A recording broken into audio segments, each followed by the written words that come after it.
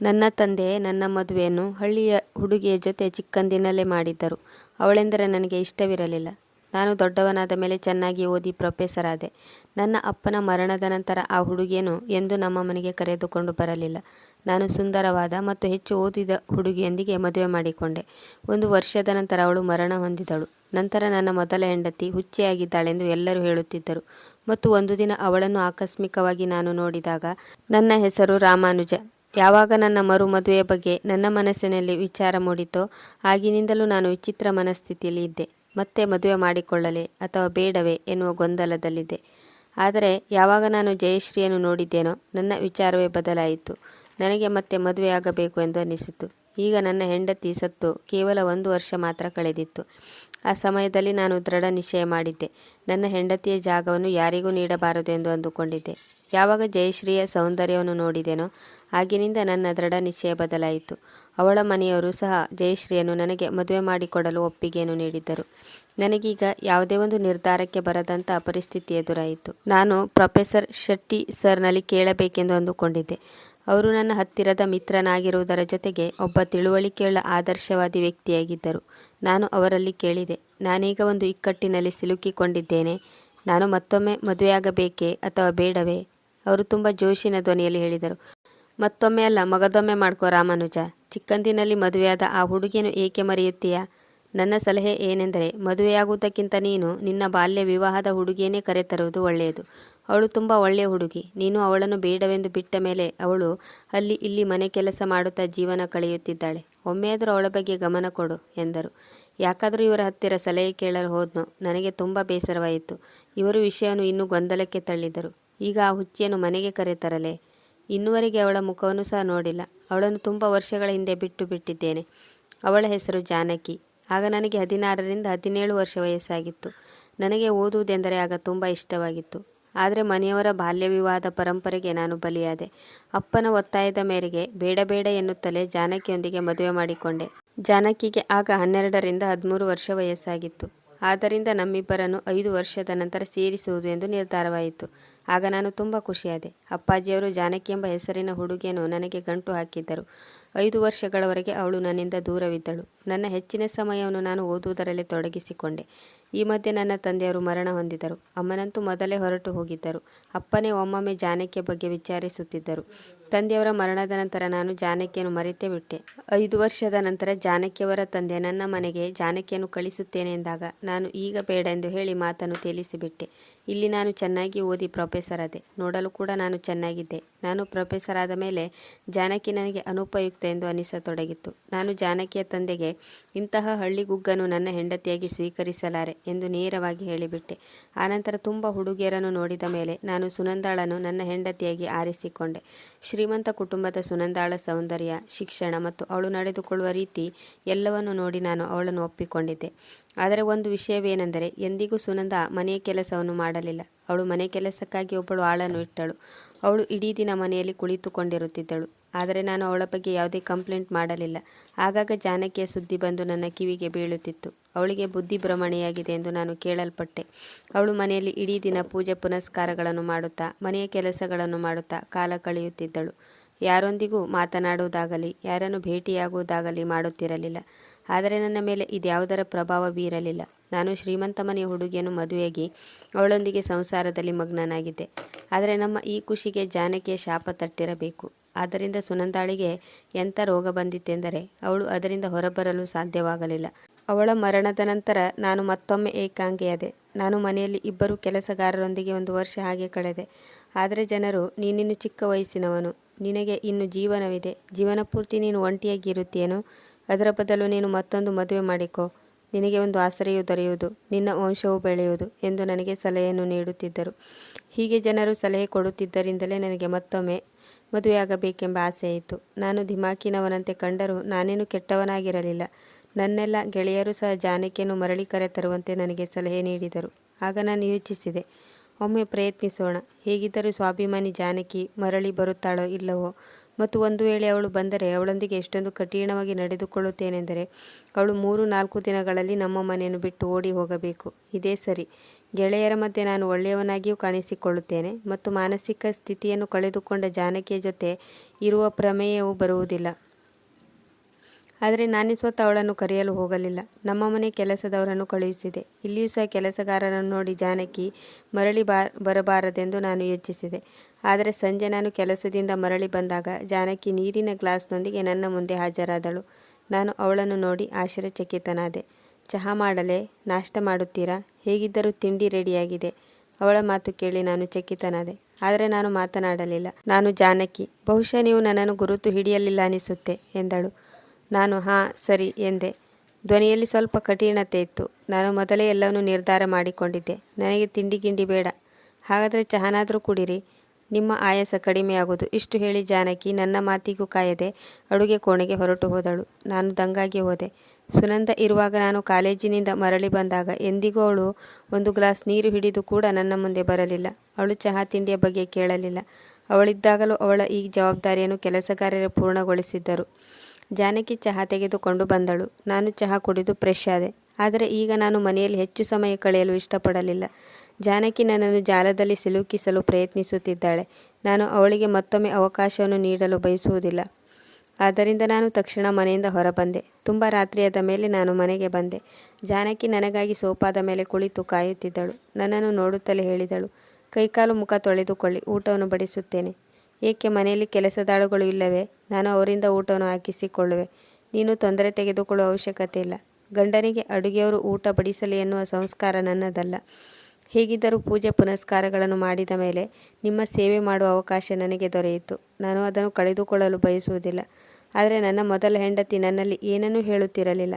ಮನೆಯಲ್ಲಿ ಇಂಥ ಸಂಸ್ಕಾರವನ್ನು ನೋಡುವ ಸೌಭಾಗ್ಯ ನನಗೆ ಈ ಮೊದಲು ದೊರೆತಿರಲಿಲ್ಲ. ಅಮ್ಮ ನಾನು ಚಿಕ್ಕವನಿರುವಾಗಲೇ ತೀರಿಕೊಂಡಿದ್ದರು ಮತ್ತು ನನ್ನ ಹೆಂಡತಿ ಸುನಂದಾಳಿಗೆ ತನ್ನ ಶೃಂಗಾರ ಮಾಡಿಕೊಳ್ಳುವುದಕ್ಕೆ ಸಮಯ ಸಾಲುತ್ತಿರಲಿಲ್ಲ. ನಾನು ಮುಖ ತೊಳೆದು ಊಟ ಮಾಡಲು ಕುಳಿತುಕೊಂಡೆ. ನನ್ನ ಜೀವನದಲ್ಲಿ ಮೊದಲ ಬಾರಿಗೆ ಜಾನಕಿ ಪ್ರೀತಿಯಿಂದ ತನ್ನ ಕೈಯಿಂದಲೇ ಊಟ ಬಡಿಸುತ್ತಿದ್ದಳು. ಇಲ್ಲಾಂದರೆ ಅಂದಿನಿಂದ ಇಂದಿನವರೆಗೂ ಕೆಲಸಗಾರರ ಕೈಯಲ್ಲೇ ಊಟ ಮಾಡುತ್ತಾ ಬಂದಿದ್ದೆ ಮತ್ತು ಆ ಊಟದ ರುಚಿ, ಅದರ ಸ್ವಾದ ಈಗ ನನಗೆ ಸ್ಪಷ್ಟವಾಗಿ ಎದ್ದು ಕಾಣುತ್ತಿತ್ತು. ಆದರೆ ಅವಳನ್ನು ಹೊಗಳುವುದು ನನಗೆ ಇಷ್ಟವಿರಲಿಲ್ಲ. ನಾನು ಅವಳನ್ನು ಹೊಗಳಿದರೆ ನಾವಿಬ್ಬರು ಒಂದಾಗುತ್ತೇವೆ ಎಂದು ಜಾನಕಿ ತಿಳಿದುಕೊಳ್ಳಬಾರದು. ನಾನು ಏನು ಮಾತನಾಡದೆ ಊಟ ಮಾಡಿ ಮಲಗಲು ಹೋದೆ. ಬೆಳಿಗ್ಗೆ ಕೂಡ ನಾನು ಯಾರಲ್ಲಿಯೂ ಏನನ್ನೂ ಹೇಳದೆ ನನ್ನಷ್ಟಕ್ಕೆ ಕಾಲೇಜಿಗೆ ಹೊರಟು ಬಂದೆ. ಏಕೆಂದರೆ ಜಾನಕಿಯ ಮುಂದೆ ಹೋಗಬಾರದೆಂದು ಅಂದುಕೊಂಡಿದ್ದೆ. ಆದರೆ ಒಂದು ಮಾತು ಮಾತ್ರ ನನ್ನ ಮನಸ್ಸಿಗೆ ಹೇಳುತ್ತಿತ್ತು. ಇಡೀ ದಿನ ನಾನು ಅವಳ ಬಗ್ಗೆ ಯೋಚಿಸತೊಡಗಿದೆ. ಕಾಲೇಜ್ ಮುಗಿದ ಮೇಲೆ ನನ್ನ ಗೆಳೆಯರ ಗುಂಪಿನ ಜೊತೆ ಹರಟೆ ಹೊಡೆಯುವುದು ನನ್ನ ರೂಢಿಯಾಗಿತ್ತು.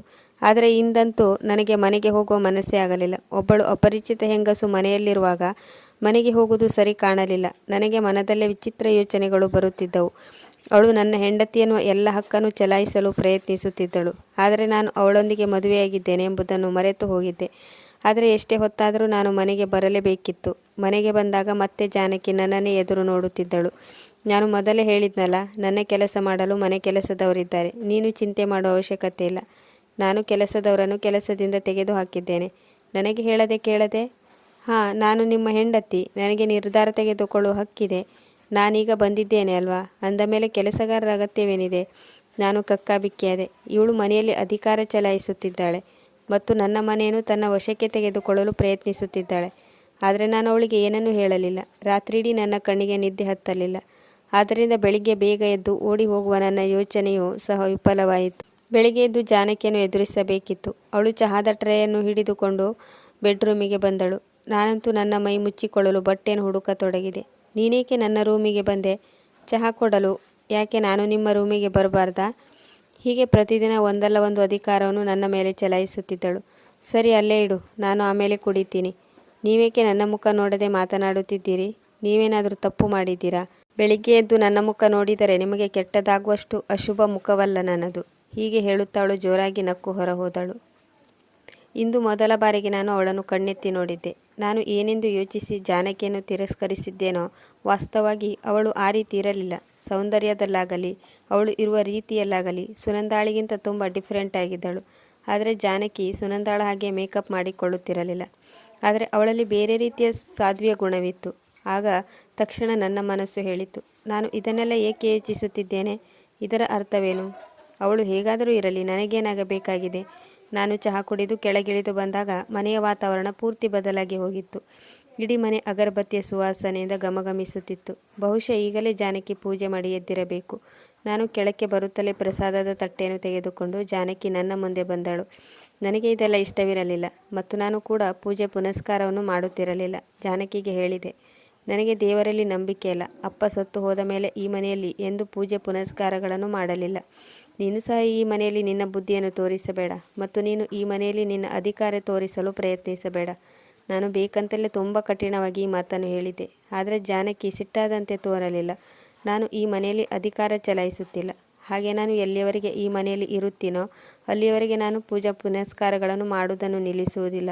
14 ವರ್ಷಗಳ ಪೂಜೆ ಪುನಸ್ಕಾರದ ನಂತರವೇ ನಾನು ನಿಮ್ಮನ್ನು ಪಡೆದುಕೊಂಡಿದ್ದೇನೆ. ಒಂದು ವೇಳೆ ನಾನು ಪೂಜೆ ಮಾಡುವುದನ್ನು ಬಿಟ್ಟರೆ ದೇವರು ನನ್ನನ್ನು ಸ್ವಾರ್ಥಿ ಎಂದು ತಿಳಿದುಕೊಳ್ಳುತ್ತಾನೆ. ನನ್ನ ಕೆಲಸ ಮುಗಿದ ಮೇಲೆ ನಾನು ದೇವರನ್ನು ಮರೆತೇನೆಂದು ಅಂದುಕೊಳ್ಳುತ್ತಾನೆ. ನಾನು ಮತ್ತೊಮ್ಮೆ ಆಶ್ಚರ್ಯಚಕಿತನಾದೆ. ಯಾವ ಸ್ತ್ರೀ ಗಂಡನಿಂದ ತಿರಸ್ಕರಿಸಲ್ಪಟ್ಟಿದ್ದಳೋ ಅವಳೇ ತನ್ನ ಗಂಡನಿಗಾಗಿ ಉಪವಾಸ, ವ್ರತ, ಪೂಜೆ ಪುನಸ್ಕಾರಗಳನ್ನು ಮಾಡಲು ಹೇಗೆ ಸಾಧ್ಯ? ಯಾವ ವಿಶ್ವಾಸದ ಬಲದ ಮೇಲೆ ಮಾಡುತ್ತಿದ್ದಾಳೆ ಎಂದು ನಾನು ಅಂದುಕೊಂಡಾಗ ಬಹುಶಃ ಜಾನಕಿ ನನ್ನ ಮನದ ಮಾತನ್ನು ಅರ್ಥ ಮಾಡಿಕೊಂಡಿರಬೇಕು. ದೇವರು ಕೇಡು ಮಾಡುವುದಿಲ್ಲವೆಂದು ನನಗೆ ವಿಶ್ವಾಸವಿತ್ತು ಎಂದಳು. ಜನ್ಮ ಜನ್ಮಾಂತರದ ಸಂಬಂಧಗಳು ಸಹ ಬಿರುಕು ಬಿಡುತ್ತವೆ. ಅಂದಮೇಲೆ ಇವಳು ಒಬ್ಬ ವ್ಯಕ್ತಿಯ ಮೇಲೆ ಇಷ್ಟೊಂದು ವಿಶ್ವಾಸವಿಟ್ಟಿದ್ದಾಳೆ. ನಾನು ಒಮ್ಮೆಯೂ ಅವಳಿಗೆ ಹತ್ತಿರ ಬರಲು ಅವಕಾಶ ನೀಡಲಿಲ್ಲ. ಇದೆಲ್ಲ ಒಂದು ಜಾಲ, ನನ್ನನ್ನು ಆಕರ್ಷಿಸುವ ಮತ್ತು ಇದೆಲ್ಲ ನನ್ನನ್ನು ಮೋಸಗೊಳಿಸುವ ಒಂದು ಪ್ರಯತ್ನ. ನಾನು ಇವಳ ಮೋಡಿಗೆ ಒಳಗಾಗಲಾರೆ. ಹೀಗೆ 1 ತಿಂಗಳು ಕಳೆಯಿತು. ನನಗೆ ಗೊತ್ತೇ ಆಗಲಿಲ್ಲ. ಈಗ ಜಾನಕಿ ಮನೆಯಲ್ಲಿದ್ದರೆ ನನ್ನ ಮನಸ್ಸಿನಲ್ಲಿ ಖುಷಿಯಾಗುತ್ತಿರುವುದನ್ನು ನಾನು ಗಮನಿಸಿದ್ದೆ. ಸತ್ಯ ಹೇಳಬೇಕೆಂದರೆ ಮನೆ ಎಂದರೇನು, ಸಂಬಂಧವನ್ನು ಹೇಗೆ ನಿಭಾಯಿಸಬೇಕು ಮತ್ತು ಅದನ್ನು ಹೇಗೆ ಉಳಿಸಿಕೊಳ್ಳಬೇಕು ಎನ್ನುವುದು ನನಗೆ ಜಾನಕಿ ಮನೆಗೆ ಬಂದ ಮೇಲೆ ಅರ್ಥವಾಯಿತು. ನಾನು ಅವಳ ಎಲ್ಲ ಮಾತುಗಳನ್ನು, ಎಲ್ಲ ನಡವಳಿಕೆಯನ್ನು ದ್ವೇಷ ಮಾಡುತ್ತಲೇ ಸುನಂದಾಳೊಂದಿಗೆ ಅವಳನ್ನು ಹೋಲಿಕೆ ಮಾಡುತ್ತಿದ್ದೆ. ಈ ಹೋಲಿಕೆಯಲ್ಲಿ ಜಾನಕಿ ಒಂದು ಹೆಜ್ಜೆ ಮೇಲಿರುತ್ತಿದ್ದಳು. ಆದರೆ ಈ ಮಾತನ್ನು ನಾನು ಜಾನಕಿಯಲ್ಲಿ ಹೇಳಿಕೊಳ್ಳಲು ಇಷ್ಟಪಡಲಿಲ್ಲ. ನಾನು ಪದೇ ಪದೇ ಮಾತಿಗೂ ಅವಳಿಗೆ ಏನಾದರೂ ಹೇಳಿ ಬೈಯುತ್ತಿದ್ದೆ. ಅವಳಿಗೆ ಅವಮಾನ ಮಾಡಲು ಯಾವುದಾದರೂ ಒಂದು ಅವಕಾಶವನ್ನು ಹುಡುಕುತ್ತಿದ್ದೆ. ಆದರೆ ಜಾನಕಿ ಪ್ರತಿ ಮಾತಿಗೂ ಶಾಂತವಾಗಿರುತ್ತಿದ್ದಳು.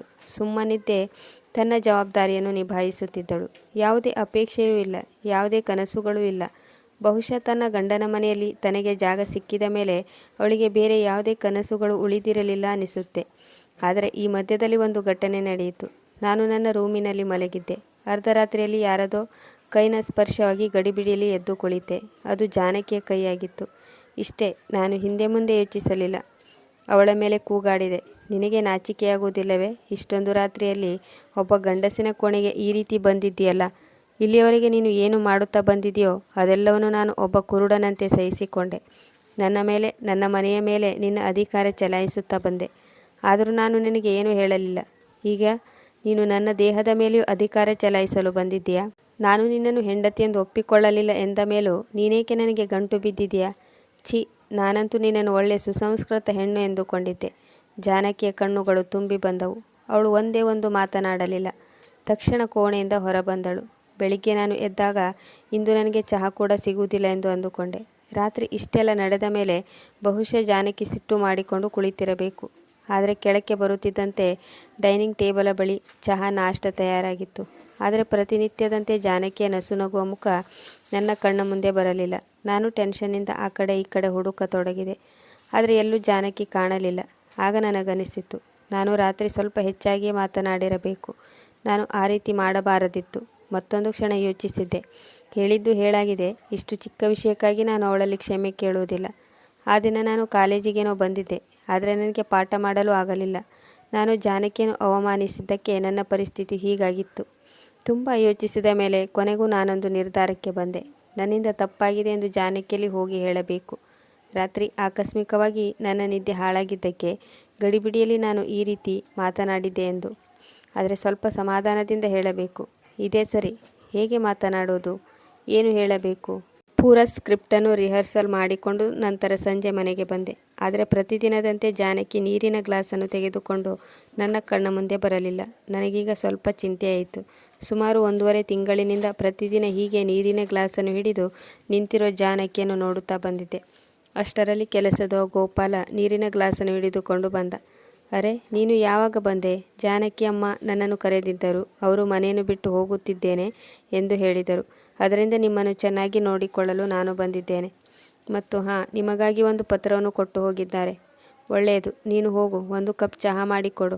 ಗೋಪಾಲನನ್ನು ಕಳಿಸಿ ನಾನು ಪತ್ರವನ್ನು ಓದಲು ಕುಳಿತುಕೊಂಡೆ. ನಿಮ್ಮನ್ನು ಏನೆಂದು ಕರೆಯಲಿ ನನಗೆ ಅರ್ಥವಾಗುತ್ತಿಲ್ಲ.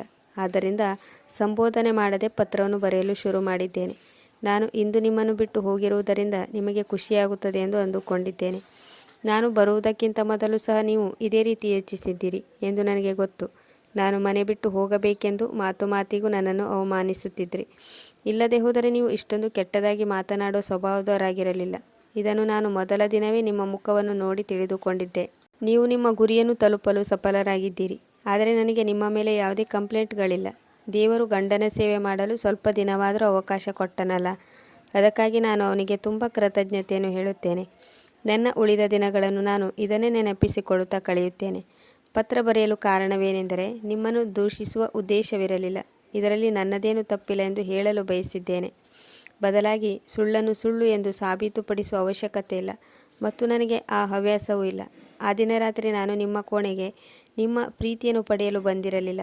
ನನ್ನ ಗಂಡನ ಪ್ರೀತಿಯನ್ನು ಪಡೆಯಬೇಕೆಂಬ ಇಚ್ಛೆಯೂ ನನಗಿರಲಿಲ್ಲ. ವಾಸ್ತವದಲ್ಲಿ ಆ ದಿನ ನಾನು ಅಡುಗೆ ಮನೆಯಲ್ಲಿ ಕೆಲಸ ಮಾಡುತ್ತಿದ್ದಾಗ ಕಾಲು ಜಾರಿ ಬಿದ್ದಿದ್ದೆ. ನನಗೆ ತುಂಬ ನೋವಾಗಿತ್ತು. ನನಗೆ ರಾತ್ರಿ ಆ ನೋವನ್ನು ತಡೆದುಕೊಳ್ಳಲು ಆಗಲಿಲ್ಲ. ಆದ್ದರಿಂದ ನಾನು ಔಷಧಿಯನ್ನು ತೆಗೆದುಕೊಳ್ಳಲು ನಿಮ್ಮ ಕೋಣೆಗೆ ಬಂದಿದ್ದೆ. ನೀವು ದಿನವಿಡೀ ಕೆಲಸ ಮಾಡಿ ಸುಸ್ತಾಗಿರುತ್ತೀರಿ. ನಿಮ್ಮ ನಿದ್ದೆ ಹಾಳು ಮಾಡುವುದು ಬೇಡವೆಂದು ನಾನು ಯೋಚಿಸಿದೆ. ಔಷಧಿಯು ನಿಮ್ಮ ದಿಂಬಿನ ಕೆಳಗೆ ಇತ್ತು. ಅದರಿಂದ ನಾನೇ ಸ್ವತಃ ಅದನ್ನು ತೆಗೆಯುವ ಪ್ರಯತ್ನದಲ್ಲಿ ಈ ತಪ್ಪು ನಡೆದು ಹೋಯಿತು. ಗಂಡನ ತಲೆದಿಂಬಿನ ಕೆಳಗೆ ಕೈ ಹಾಕುವುದು ಸಹ ಅಪರಾಧವೆಂದು ನನಗೀಗ ಅರ್ಥವಾಯಿತು. ಇಷ್ಟು ದಿನಗಳಲ್ಲಿ ನೀವು ಏನೇ ಹೇಳಿದರೂ, ಏನೇ ಅವಮಾನ ಮಾಡಿದರೂ ನಿಮ್ಮ ಮಾತನ್ನು ನಾನು ತಪ್ಪಾಗಿ ಅರ್ಥೈಸಿಕೊಳ್ಳಲಿಲ್ಲ. ಆದರೆ ನೀವು ನನ್ನ ಚರಿತ್ರೆಯ ಬಗ್ಗೆ ಹೇಳಿದಾಗ ಅದನ್ನು ನನ್ನಿಂದ ಸಹಿಸಿಕೊಳ್ಳಲು ಸಾಧ್ಯವಾಗಲಿಲ್ಲ. ಆದ್ದರಿಂದ ನಾನು ಮನೆ ಬಿಟ್ಟು ಹೋಗುತ್ತಿದ್ದೇನೆ. ಗೋಪಾಲನನ್ನು ಕರೆದು ಅವನಿಗೆ ಎಲ್ಲವನ್ನೂ ತಿಳಿಸಿ ಹೇಳಿದ್ದೇನೆ. ಅವನು ನನಗಿಂತಲೂ ಚೆನ್ನಾಗಿ ನಿಮ್ಮನ್ನು ನೋಡಿಕೊಳ್ಳುತ್ತಾನೆ. ಜಾನಕಿಯ ಪತ್ರವನ್ನು ಓದುತ್ತಾ ನನ್ನ ಕಣ್ಣಲ್ಲಿ ಕಣ್ಣೀರು ಇಳಿಯಿತು. ಬಹುಶಃ ಇದು ಪಶ್ಚಾತ್ತಾಪದ ಕಣ್ಣೀರಾಗಿತ್ತು. ಜಾನಕಿಯನ್ನು ಇನ್ನೂ ವನವಾಸದಲ್ಲಿಡಲು ನನಗೆ ಇಷ್ಟವಿರಲಿಲ್ಲ. ಈಗ ಜಾನಕಿಯಂಥ ಹೆಂಡತಿ ಇರಬೇಕಾದ್ರೆ ಜಯಶ್ರೀಯೊಂದಿಗೆ ಪುನರ್ವಿವಾಹವನ್ನು ಮಾಡಿಕೊಳ್ಳುವಂಥ ಪ್ರಶ್ನೆಯೇ ಉದ್ಭವಿಸುವುದಿಲ್ಲ. ಈ ಬಾರಿ ನಾನೇ ಜಾನಕಿಯನ್ನು ಕರೆದುಕೊಂಡು ಬರಲು ಹೋಗುತ್ತೇನೆ. ಅವಳನ್ನು ಜೀವನ ಪೂರ್ತಿ ನನ್ನ ಹೆಂಡತಿಯಾಗಿ ಸ್ವೀಕರಿಸುತ್ತೇನೆ. ನನ್ನ ಮುಂದಿನ ಜೀವನದಲ್ಲಿ ಅವಳಿಗೆ ಹೆಂಡತಿಯ ಎಲ್ಲ ಅಧಿಕಾರವನ್ನು, ಮಾನ ಸಮ್ಮಾನವನ್ನು ನೀಡುತ್ತೇನೆ. ಅದಕ್ಕೆ ಅವಳು ಅರ್ಹಳು. ಇಂದು ಮೊದಲ ಬಾರಿ ನನಗೆ ಜಾನಕಿಯ ಬೆಲೆ ಗೊತ್ತಾಗಿತ್ತು. ಅವಳ ಜೊತೆ ಮದುವೆಯಾಗಿದ್ದು ಕೂಡ ನಾನು ಇಂದು ಯೋಚಿಸಿದೆ. ವಾಸ್ತವದಲ್ಲಿ ಸಪ್ತಪದಿ ತುಳಿಯುವ ಬಂಧನ ಎಷ್ಟೊಂದು ಗಟ್ಟಿಯಾಗಿರುತ್ತದೆ. ನಾವು ಎಷ್ಟೇ ಪ್ರಯತ್ನ ಪಟ್ಟರೂ ಈ ಬಂಧನ ಕಳಚಿ ಬೀಳುವುದಿಲ್ಲ. ಭಗವಂತನು ಹೆಂಡತಿಯ ರೂಪದಲ್ಲಿ ನನಗಾಗಿ ಜಾನಕಿಯನ್ನು ಆಯ್ಕೆ ಮಾಡಿದ್ದನು. ನಾನು ಸುನಂದಳನ್ನು ಮದುವೆ ಮಾಡಿಕೊಂಡು ಭಗವಂತನ ಇಚ್ಛೆಗೆ ವಿರುದ್ಧವಾಗಿ ಹೋಗಲು ಪ್ರಯತ್ನಿಸಿದೆ. ಬಹುಶಃ ಇದಕ್ಕಾಗಿ ಭಗವಂತನು ಸುನಂದಳನ್ನು ನನ್ನಿಂದ ಕಸಿದುಕೊಂಡನು.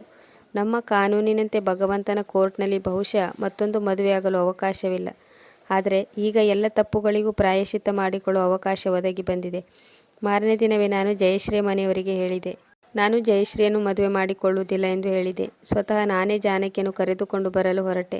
ಒಂದು ರೀತಿಯ ಪ್ರಸನ್ನ ಭಾವ ನನ್ನ ಮುಖದಲ್ಲಿ ಎದ್ದು ತೋರುತ್ತಿತ್ತು. ಈ ರೀತಿಯ ಪ್ರಸನ್ನತೆ ಮತ್ತು ಆತುರತೆ ಸುನಂದಾಳನ್ನು ಮದುವೆಯಾಗುವಾಗ ಸಹ ನನ್ನ ಮುಖದಲ್ಲಿ ಇರಲಿಲ್ಲ. ನಾನು ಜಾನಕಿಯ ಮನೆಗೆ ಹೋಗಿ ತಲುಪಿದೆ ಮತ್ತು ಅವಳಿಗೆ ಕ್ಷಮೆಯನ್ನು ಕೇಳಿದೆ ಮತ್ತು ಹೇಳಿದೆ, ಬಾ ಜಾನಕಿ, ನಮ್ಮ ಮನೆಗೆ ಹೋಗೋಣ. ನಾನು ಇವತ್ತಿನವರೆಗೂ ನಿನಗೆ ತುಂಬ ಕಷ್ಟ ನೀಡಿದ್ದೇನೆ. ನೀನು ಅದನ್ನು ತುಂಬ ಸಹಿಸಿಕೊಂಡೆ. ಸಾಕು, ಇನ್ನು ಮುಂದೆ ಯಾವ ಕಷ್ಟವನ್ನು ಬರೆದಿರುವ ಹಾಗೆ ನೋಡಿಕೊಳ್ಳುತ್ತೇನೆ. ಆಗ ಜಾನಕಿ ಹೇಳಿದಳು, ನೋಡಿ, ದೇವರು ನನ್ನ ಮೊರೆಯನ್ನು ಕೇಳಿದ. ಒಳ್ಳೆಯ ಮನಸ್ಸಿನಿಂದ ಬೇಡಿಕೊಂಡ ಪ್ರಾರ್ಥನೆ ಎಂದೂ ಸುಳ್ಳಾಗುವುದಿಲ್ಲ. ದೇವರು ಅವಶ್ಯವಾಗಿ ಕೇಳೇ ಕೇಳುತ್ತಾನೆ.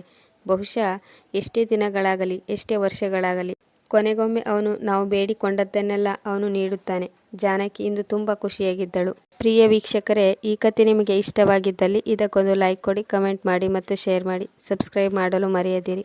ಮುಂದಿನ ಕಥೆಯೊಂದಿಗೆ ಮತ್ತೆ ಭೇಟಿಯಾಗೋಣ. ಕತೆ ಕೇಳಿದ್ದಕ್ಕೆ ಧನ್ಯವಾದಗಳು.